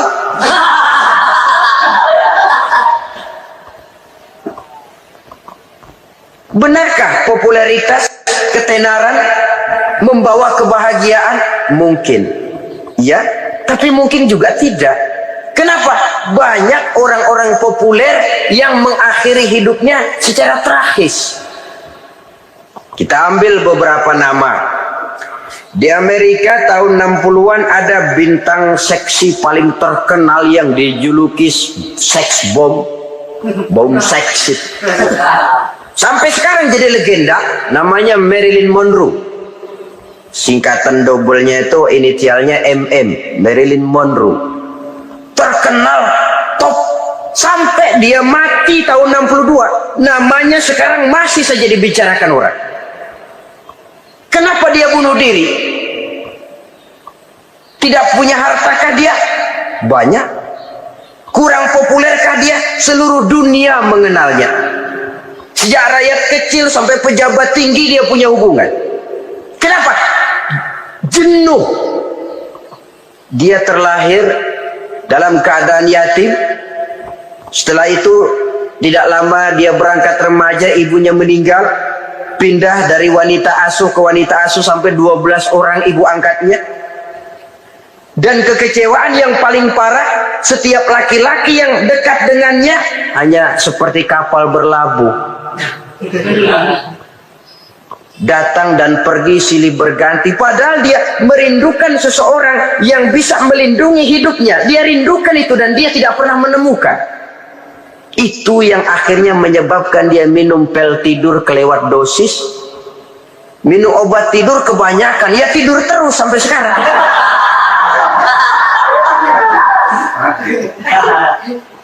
Dia mengakui, saya telah memiliki ketenaran, tapi saya tidak pernah hidup dalam ketenaran itu. Saya pandai main sandiwara, tapi saya ingin hidup dalam alam yang real sebagaimana umumnya orang. Itu yang dia rindukan. Menyusul jejak yang namanya Marilyn Monroe ini, Billie Holiday, saudara kenal tentu, di rumah sakit dirawat. Dia juga minum obat overdosis, mati lagi. Jimi Hendrix minum obat tidur overdosis kelewat batas, mati lagi. Lalu yang menghanyutkan diri di danau, Janis Joplin dan Brian Jones. Ini orang-orang populer, orang-orang terkemuka yang mengakhiri hidup secara tragis, bukan karena tidak terkenal, mungkin karena sudah saking terkenalnya.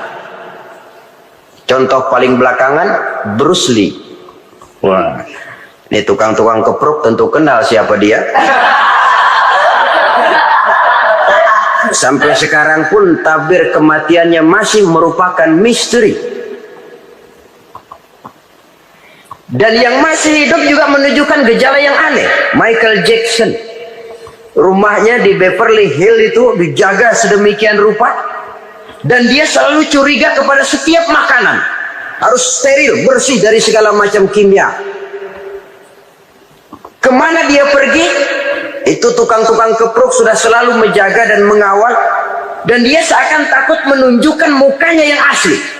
Hingga kalau tampil ke tengah di luar show, dia kadang memakai pakaian yang tidak menunjukkan dia yang sebenarnya, takut dikenali orang.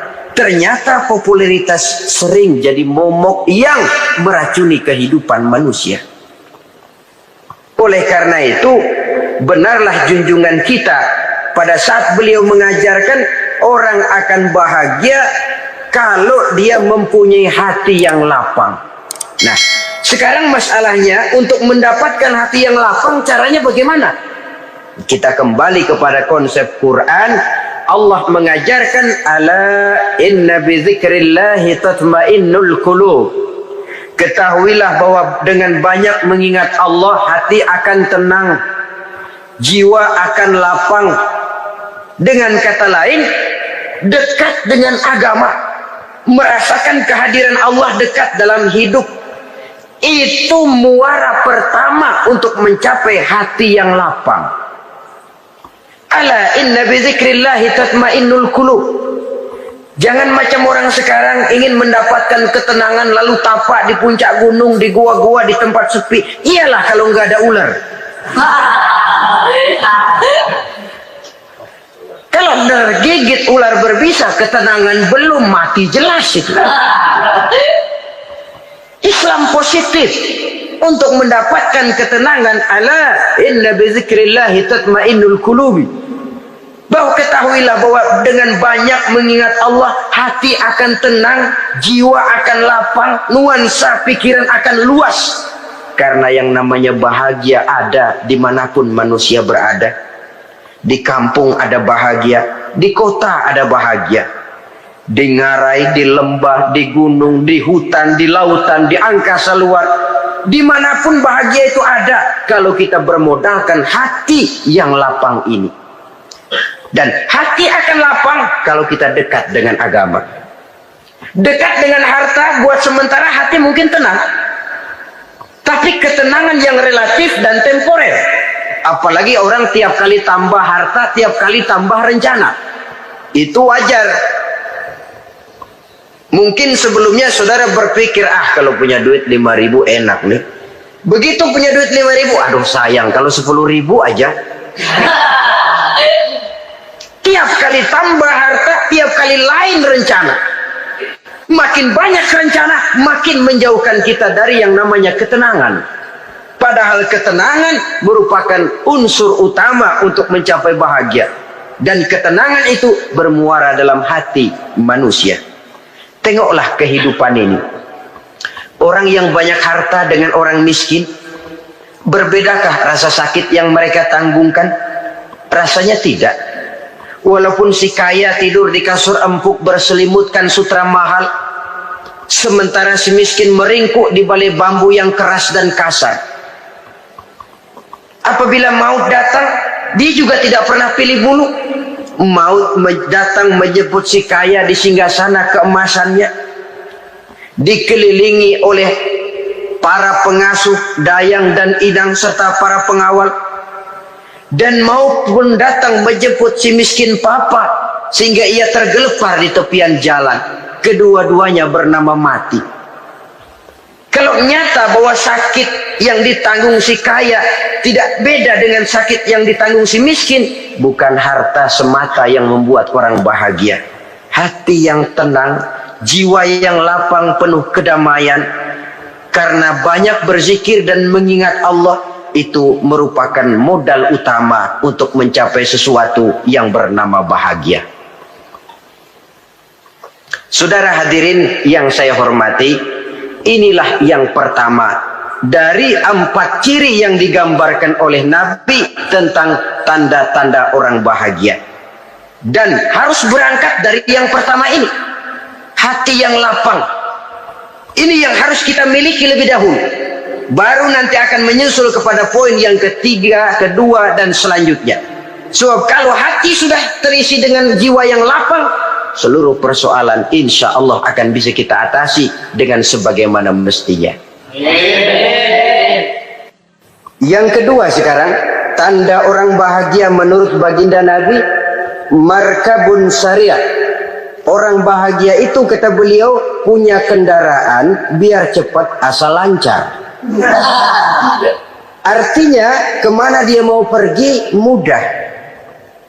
Apa maksud hadis ini? Kalau kita kaji lebih dalam, kendaraan itu kan alat transportasi. Transportasi tidak lain adalah usaha memudahkan komunikasi. Pindah dari situ kepada teori bahwa manusia adalah zon political, makhluk bermasyarakat yang tidak bisa memenuhi kebutuhan hidupnya secara sendirian. Kita memerlukan keberadaan orang lain dalam kehidupan ini.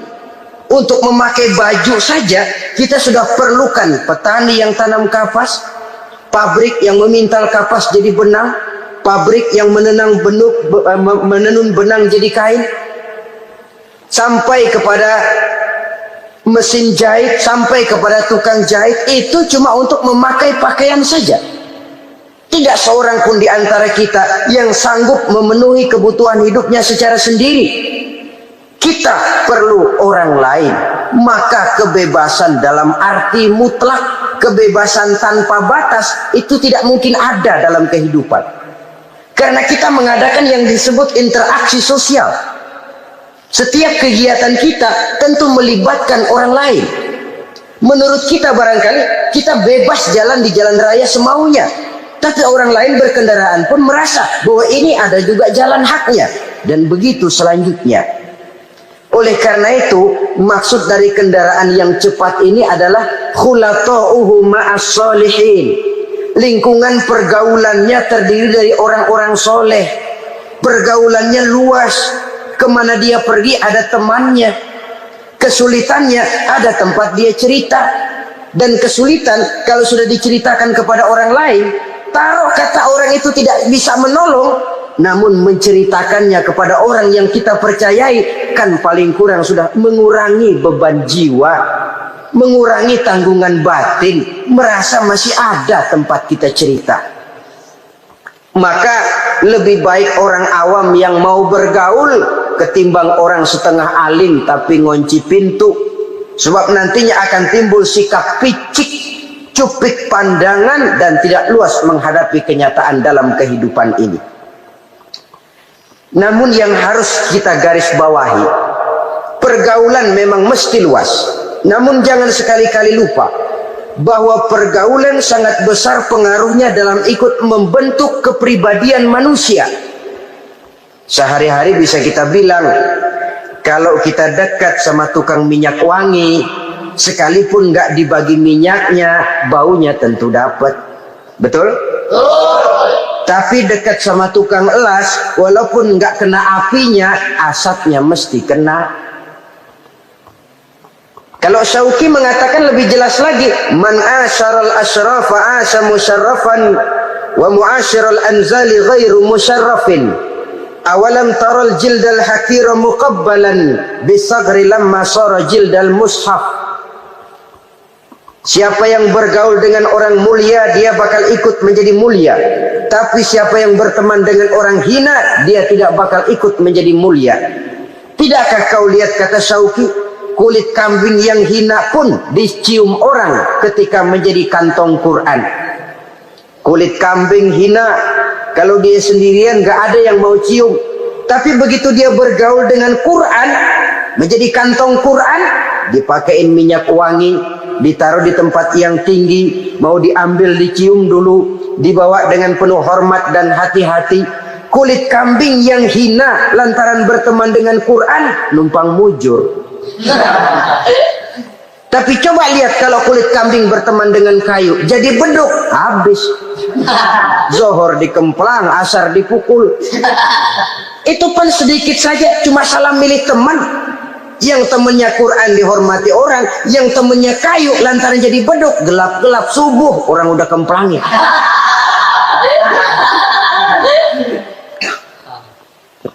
Maka terutama kepada adik-adik remaja yang masih mencari identitas diri, yang ibarat kaset masih kaset kosong, mudah diisi oleh apapun, pandai-pandailah memilih teman dalam bergaul. Karena banyak orang yang tadinya baik-baik, ketika terseret dalam pergaulan dengan orang yang tidak baik, kebaikannya menjadi lentur dan luntur. Tapi berapa banyak bajingan-bajingan tengik, orang-orang yang berlumur noda dan dosa, tiap hari melakukan maksiat, namun bergaul dengan orang yang baik-baik, pada akhirnya sedikit demi sedikit beringsut dan berangsur dia terbiasa mengikuti kebaikan-kebaikan. Saya tekankan ini kepada remaja karena mereka masih mencari identitas diri. Apa yang mereka lihat mereka mau, apa yang mereka dengar mereka ingin tahu. Coba lihat kehidupan remaja. Pulang nonton film Rambo, pengen jadi Rambo, gagah, maunya belekai melulu. Pulang nonton film Superman, pengen bisa terbang. Pulang nonton India, nyanyi melulu. Wajar, mereka masih mencari identitas diri. Saya ini sebenarnya siapa? Lingkungan, pergaulan akan membentuk itu. Karena itu pandai-pandailah bergaul, karena ia sangat besar pengaruhnya dalam ikut membentuk kepribadian manusia. Apalagi sifat yang jelek lebih cepat menularnya ketimbang sifat yang baik. Sifat yang baik, watak yang soleh itu lambat sekali untuk menular. Tapi yang tidak baik, kan prosesnya mah kalau remaja biasanya mula-mula dengar. Karena dengar lalu pengen tahu. Karena pengen tahu lalu ngeliatin. Begitu ngeliatin kan pengen nyobain. Setelah nyobain ketagihan. Nah, ini prosesnya. Yang namanya ganja, morfin, narkotik awalnya kan begitu. Mula-mula dengar katanya kalau sudah fly to the sky, ya, sudah melayang ke langit katanya, disitulah puncak kebahagiaan. Mulanya cuma dengar. Karena dengar pengen tahu. Karena pengen tahu lalu ngeliat kumpul sama orang yang suka ngeganja. Setelah lihat, nah pengen ngerasain. Begitu ngerasain, enak juga, ketagihan.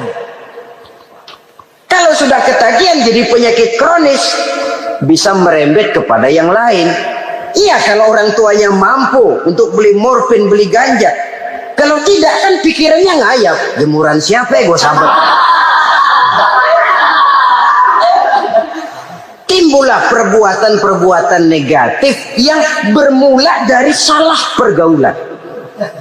Apalagi buat adik-adik remaja yang tinggal di kota-kota besar, yang pengaruh budaya, pengaruh kesenian, pengaruh struktur kehidupan yang nampak makin individualistis, di mana persaingan tajam, tensi ekonomi tinggi, orang mudah mengalami stres.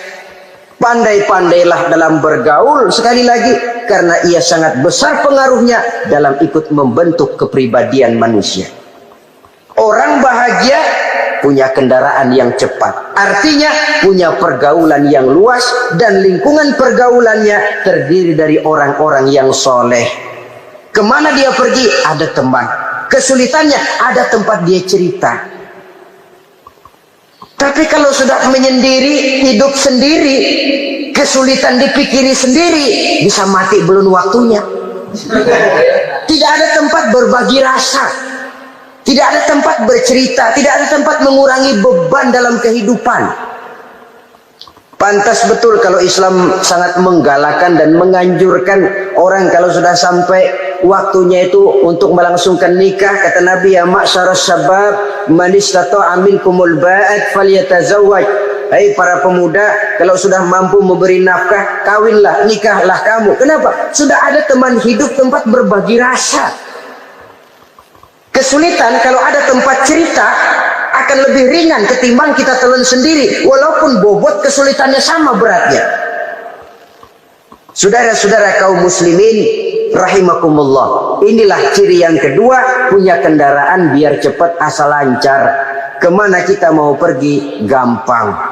Dengan kata lain, setelah hati yang luas, pergaulan yang luas. Dua. Yang ketiga sekarang, tanda orang bahagia itu menurut Nabi, misbahun mudhi'un, punya lampu yang terang. Oh, itu enggak problem. Sekarang sudah zamannya listrik masuk desa, Pak. Lampu sudah terang semua. Betul, kalau itu yang dimaksud. Tapi tidak cuma itu. Karena lampu yang dimaksud di sini, lampu yang akan menerangi seluruh perjalanan hidup. Dan perjalanan hidup itu sudah dimulai sejak kita terlahir ke alam ini, sampai masuk ke alam barzah, kumpul di padang mahsyar, sampai ke akhirat. Lampu yang menerangi itu yang diperlukan. Kalau lampu, katakanlah yang paling top sekarang kan lampu jenis Mercury.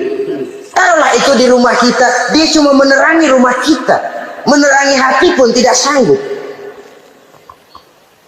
Bila kita masuk ke alam barzah, alam kubur, sanggupkah si Mercury yang begitu terang menerangi alam barzah kita? Tidak sanggup lagi. Sanggupkah lampu yang ratusan watt, bahkan puluhan ribu watt menerangi kehidupan di padang mahsyar? Tidak akan sanggup lagi.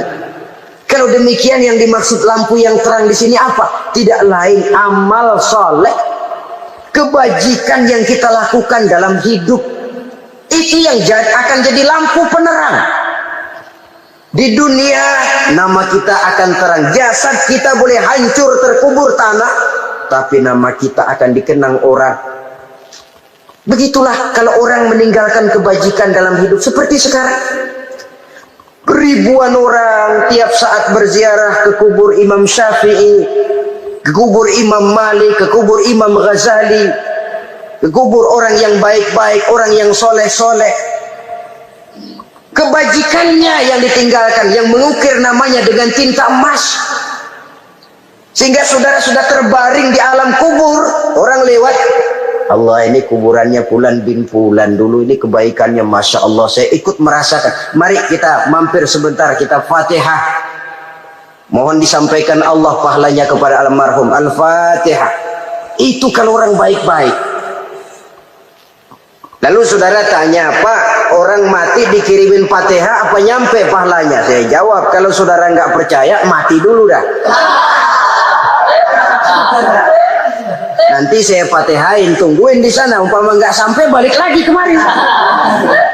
Sekarang ini kan maunya otak-otakan saja. Kalau nggak masuk otak, nggak percaya. Padahal alam gaib itu nggak bisa diotak-otakin. Sama saja dengan saudara pernah dengar cerita kapal Tampu Mas tenggelam kan? Pernah nggak? Di mana? Ya, di laut Masalembo.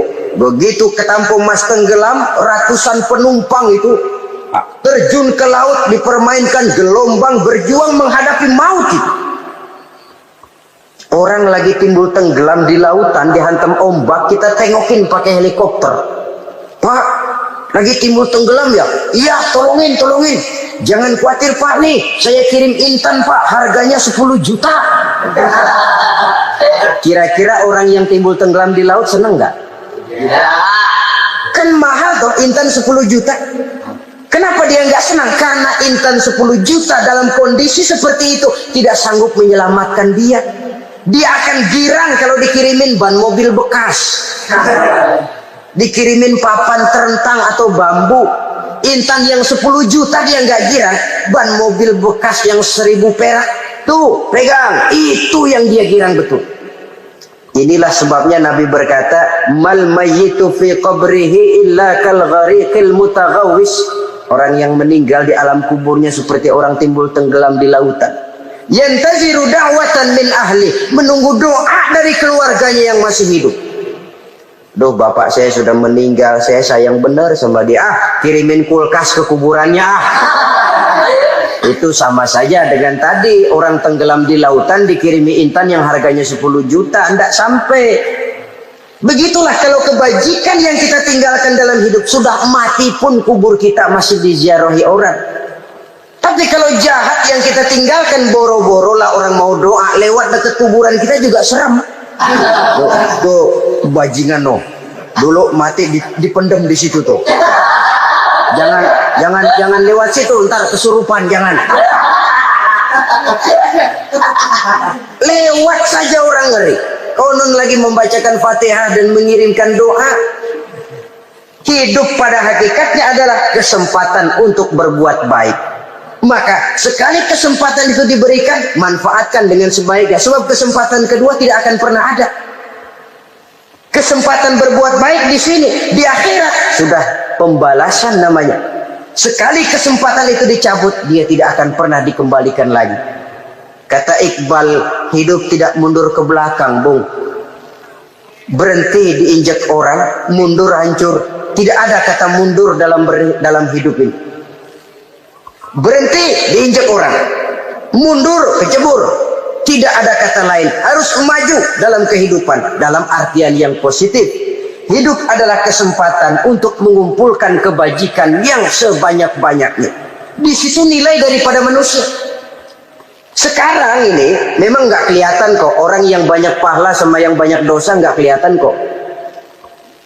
Barangkali kalau habis bikin dosa palanya pada benjol, mungkin orang takut sama dosa.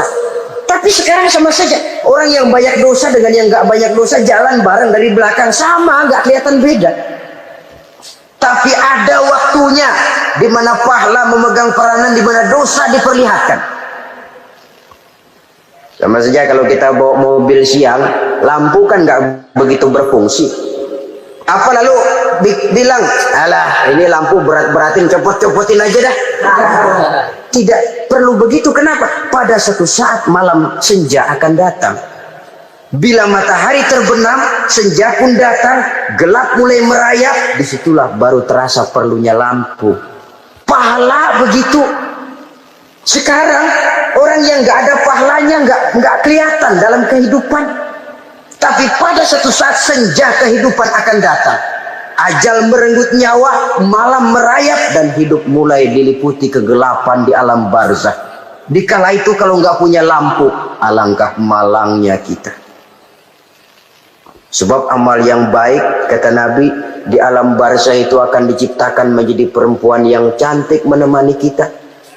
Amal yang jahat akan menjadi orang yang paling jelek nemenin kita. Udah di tempat gelap yang nemenin jelek.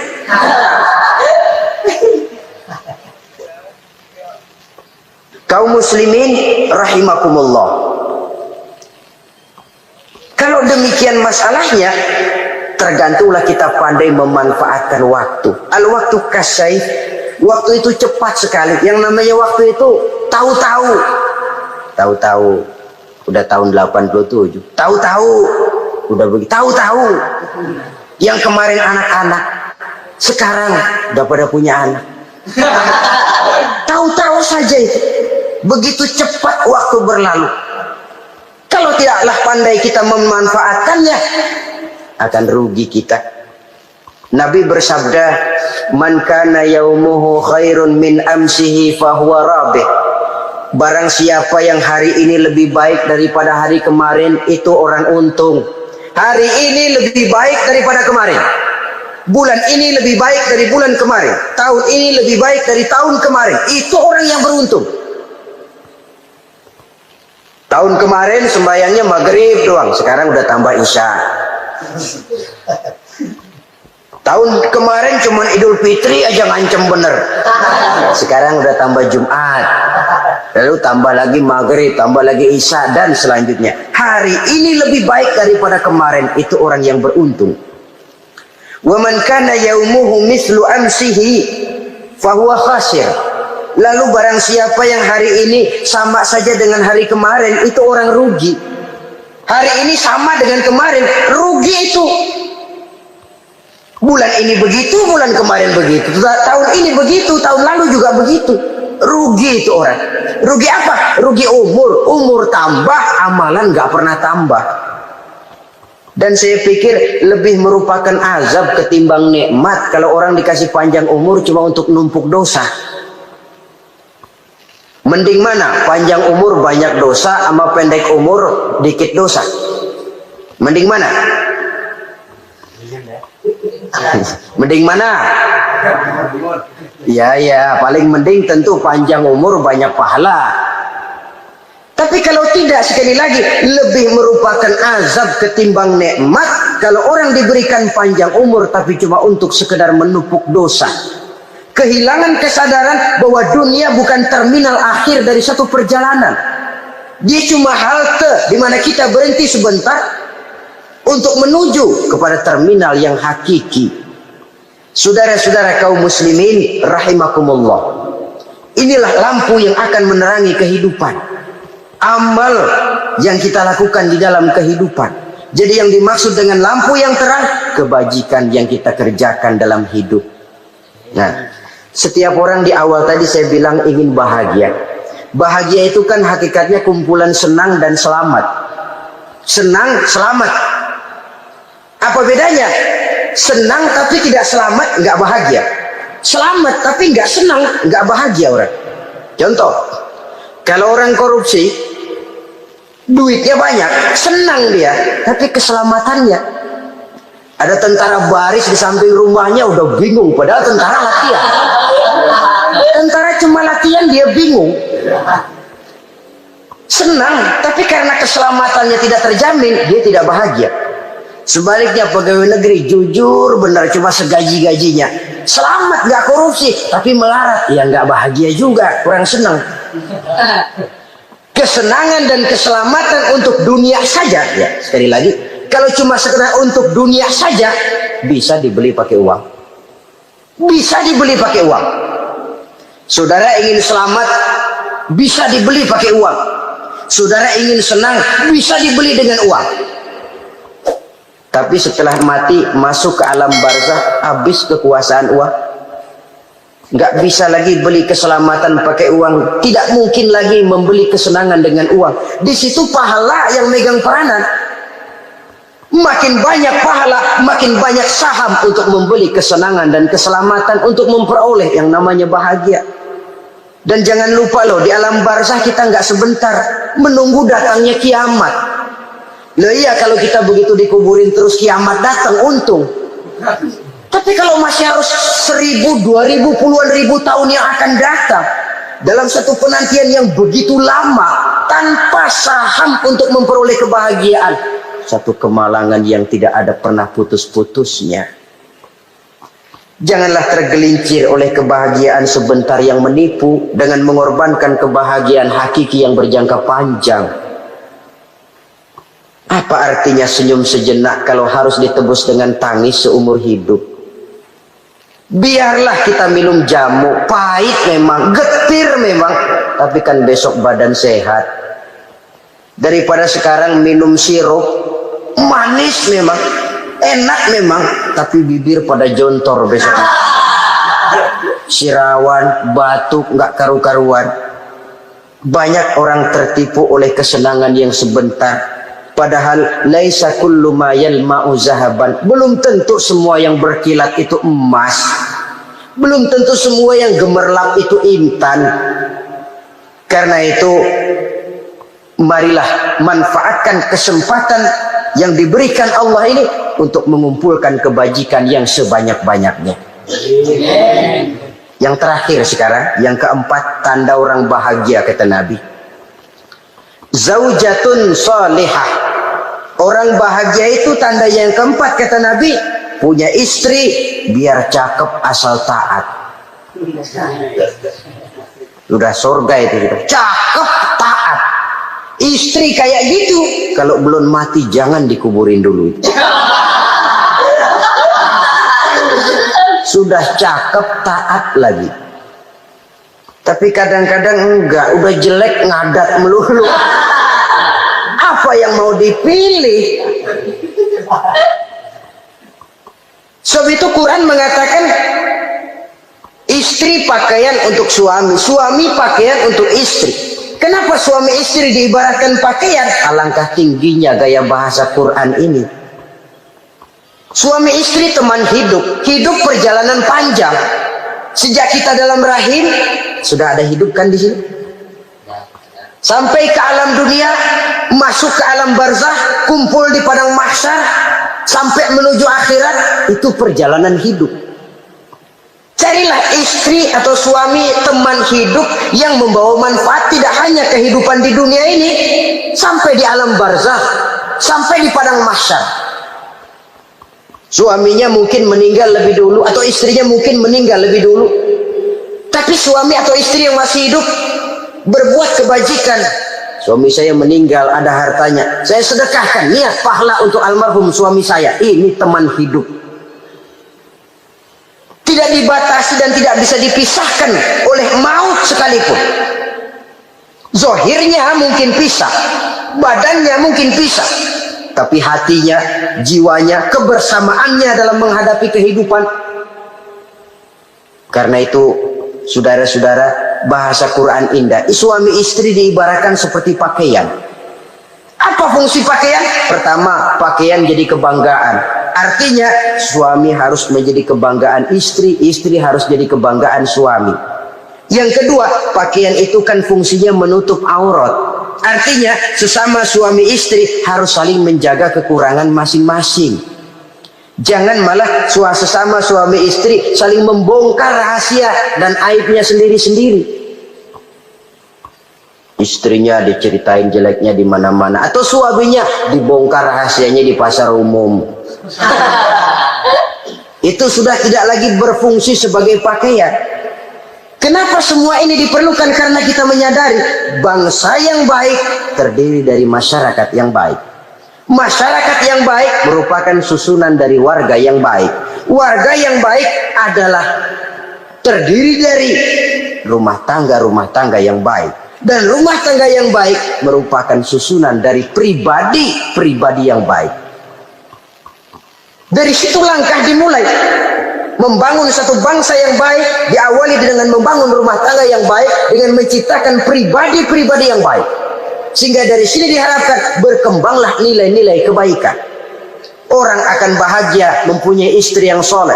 Kenapa? Tidak ada seorang suami bisa sukses jadi apapun dia, apapun profesinya, dokter kah, kiai kah, mubalik kah, petani kah, pengusaha kah, pejabat tinggi kah, tidak ada seorang suami yang bisa sukses tanpa peran serta istrinya.